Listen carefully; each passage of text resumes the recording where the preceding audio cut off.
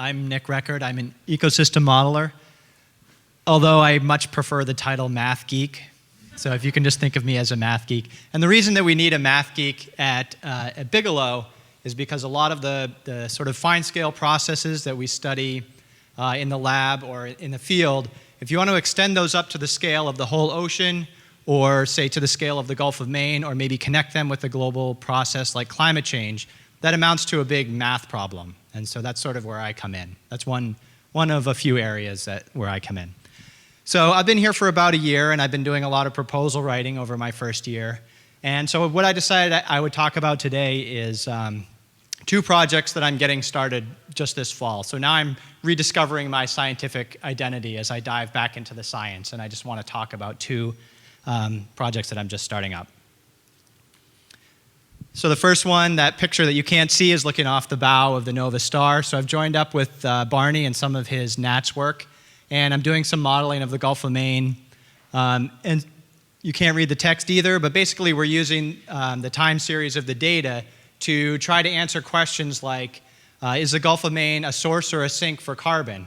And also over the last 10 to 15 years, we've had some of the most extreme climate-type shifts in the world's oceans occurring in the Gulf of Maine. So we like to trace those changes in temperature and precipitation through the microbial food web, through kind of the base of the food web, and see what the implications are. It's a unique time in the world and in space and in time to study the effects of climate change.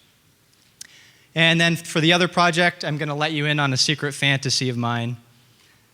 This horrifying Halloween-like image is my vision of an ecosystem forecast. So I dream that someday we'll be able to get ecosystem forecasts just the way we get weather forecasts right now.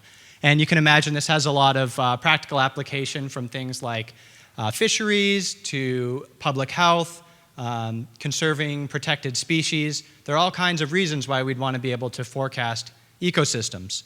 And so the project that I'm starting up now, it's another NASA project in collaboration with the Gulf of Maine Research Institute in Portland.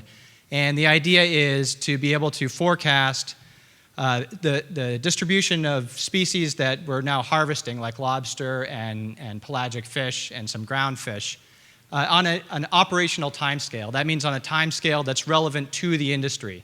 So my role in that is really kind of the algorithm development, the math, the number crunching, to figure out what are the time scales, what are the spatial scales that we can reliably forecast given the information we have. And then we have a communication chain to the industry to get some feedback as to whether the forecasts we're providing are actually useful to them, which ones are and which ones aren't.